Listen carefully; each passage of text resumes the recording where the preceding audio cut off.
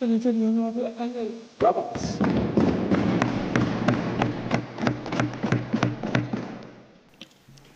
Mr. President. I must start off by saying to the Honorable Senator Dan Paul, since you exercised the demons of the previous PNM regime, you are talking brilliantly. Your intellectual, exceptional acumen has improved, and you made two valid points that I'm certain the Honorable Minister will take into account. I am very impressed. It shows that once you get rid of that balisé juice, that things could flow normally. And no, I'm impressed. I'm impressed. It's very good. It's nice to hear because we're here to work, to make laws, to make good laws. I thank you for your vote also. Protecting businesses, just little notes as I read the room, because it's the first time in 6 years I'm seeing Senator Vera looking tired. I hope you're feeling well, sir, because that gentleman is always sharp and paying attention. He looks a little tired, yeah. It becomes a little weary. But we must also be careful when we're debating that while we would protect businesses to save jobs, we have to be very careful in our words when we cast aspersions on certain family businesses that have done very well internationally and flown the flag of Trinidad and Tobago, that we be careful, because when a family has worked so hard, you could impact the goodwill of such a business and dampen the earnings, the profitability, and the brilliance of such. So whoever the cap fit, I desire that they wear it. Senator Lewis, I think I see that you're a business strategist, but you have a fallback profession. You could be a fortune teller or soothsayer, because castigation, here it comes. Maybe it is that you knew from your contribution that there were little bits in there that were unnecessary, like telling us over here to get to governing and stop politicking. With all due respect, my learned colleague, we will do our jobs. We are politicians, and you do your job as an independent senator. It's unbecoming of you to continue to cast aspersions on us. We are politicians. We are here because of politics. And if you are not a politician, you would not know elections are never over. They're always another one on the horizon. So you have to be able to walk and chew gum over here. So with all due respect, it's becoming a bit bothersome. I would like to listen to you cleanly, clearly, and without having to respond to such jabs. So you are correct that you would get that. Now, let's deal with your substantive contribution. It's very interesting from your profession, which is good, that you said that you consulted on Wednesday and Thursday. Well, the bill was laid on the 14th, so that was 10 days. So you waited a bit long to begin your consultation. You consulted and you were taken aback that Wednesday and Thursday it went on longer than you thought. Yet you said that you were consulting with business elites and industry leaders. You didn't say that? Well, please correct the record. Yes, I heard you say that. I consulted with industrial relations practitioners, business, and business organization, the consultative organizations that support business. Okay, so thank you. So therefore, I will withdraw that point, because when I heard you, I thought you had just discussed with the business sector. So I would say that we, on this side, we have spent 10 years consulting with everybody. Maybe your industrial businesses or some may not have consulted with one or two of us, but you would know that there are thousands of businesses, small, micro, huge corporations. And we labor. have... And labor. And yes, and we consulted with business, industry, labor, people. We've consulted with everybody because we are politicians. We speak with people right through. So this is not a rush.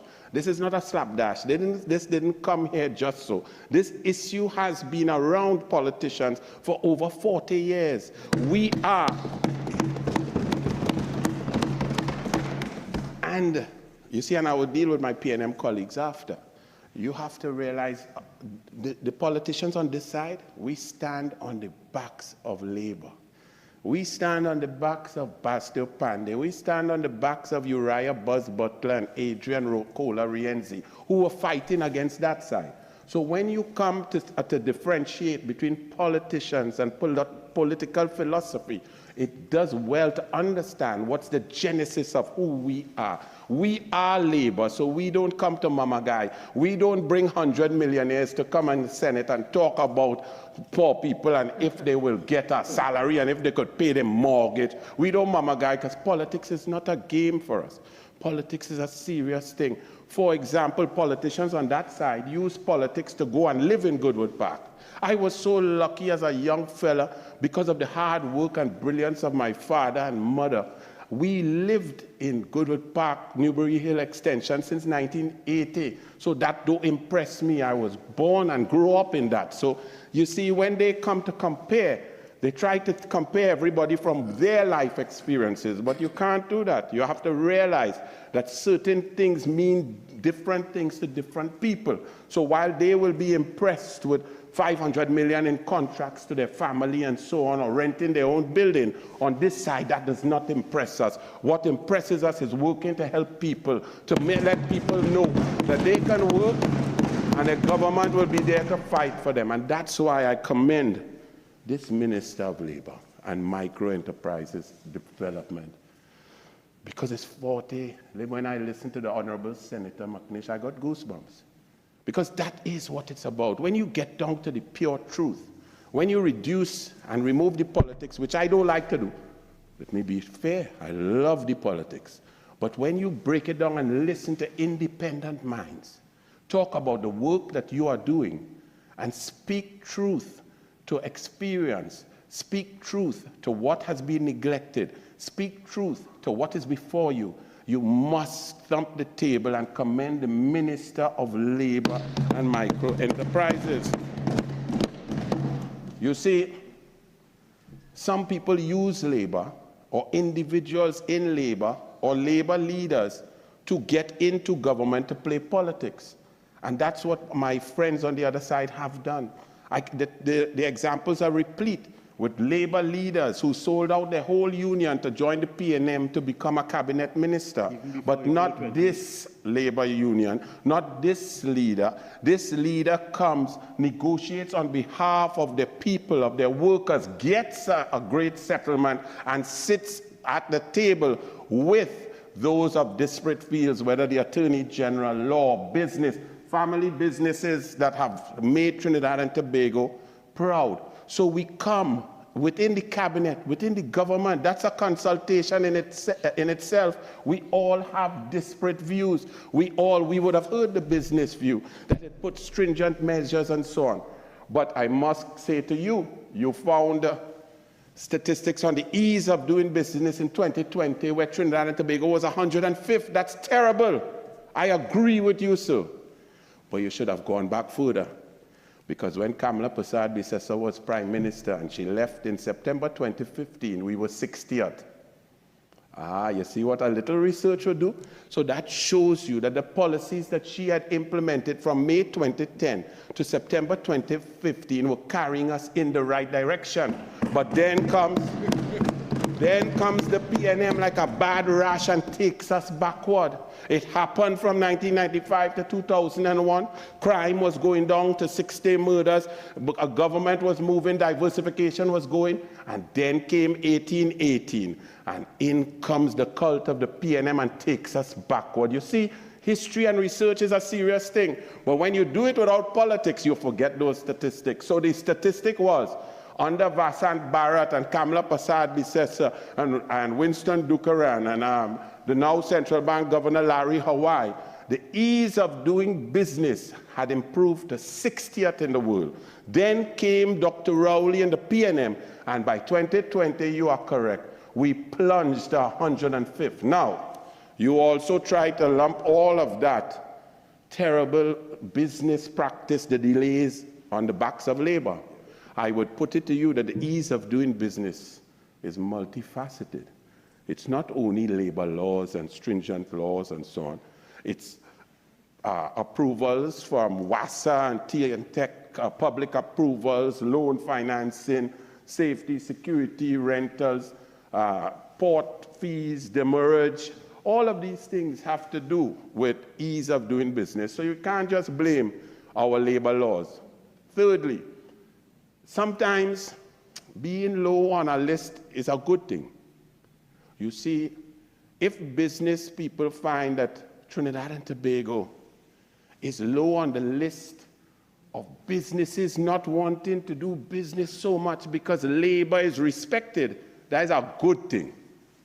You see, because those who will be on high on the list would be like Mexico, Somalia, China, Cuba, where human beings are not respected, where labor laws are weak, where people can be abused for minimum wage. And that's not a list we want to be high on.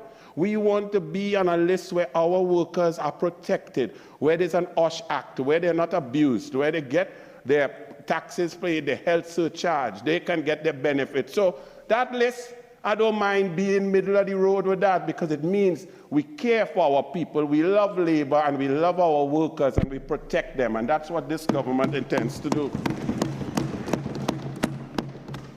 Senator Roberts Rajman, she's not there, but she has a good first of her last name. She said the PNM mantra. She continues with this PNM mantra. This mantra that we were planning to do it, Mr. President. We were there. Everything the UNC bring here, the answer is, starting with the former Attorney General, well, we were there, and I was in 10 meetings, and we did this, and it was really coming, so it's really us that did it, even though you brought it. You know, that reminds me, last weekend, Mr. President, I look at the sink, that plenty of wares inside of there, and I say, boy, I should really wash them wares. I say, it's not good to leave them there. I even went and eat some more and put more wares in the thing. I said, boy, that's making the pile bigger. But I had intention to wash it, but I didn't do it. I went and watched football. I invite my people over. My girlfriend comes see the wares and wash it clean and clean the kitchen. And then I tell the people, you see how clean my kitchen is? I take credit for it. That's what the PNM does. They do nothing. They think about an idea, do not implement, do not deliver, then try to take credit. We've had enough of that, and that's why the politics is that they are 28-13 and 15-0.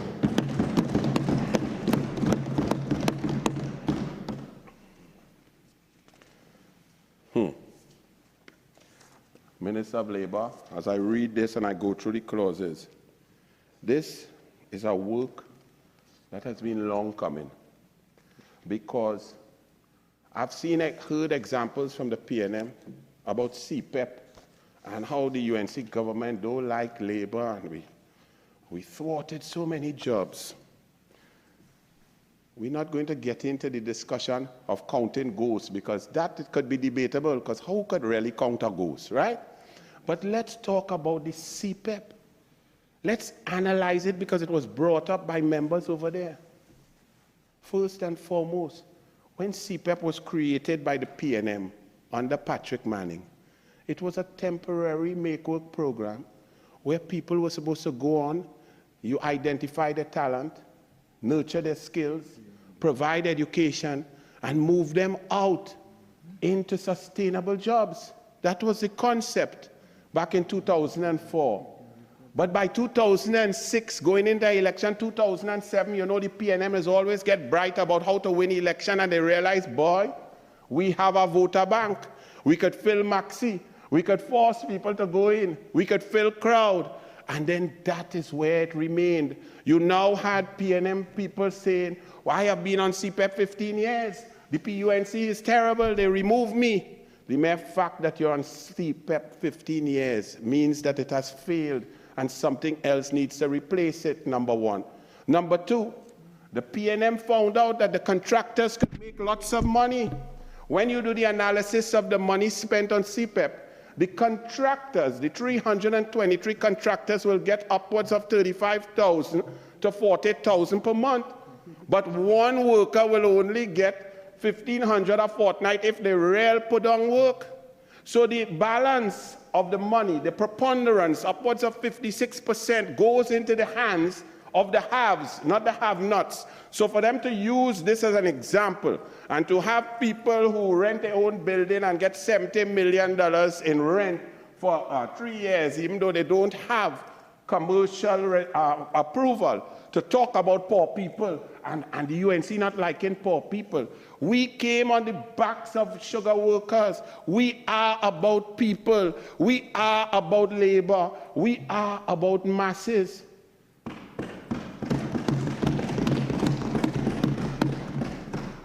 So what the UNC did was readjust in order to redistribute the income away from the elites, away from the policy and the principle of the PNM that was espoused by their former prime minister, that said that the population must wean themselves off the government, that for too long the citizens have expected the government to provide health care, medicine, and roads and water, and the government cannot do that. While he oversaw a cabinet with 619 recusals, and they redirected the resources from the people to themselves.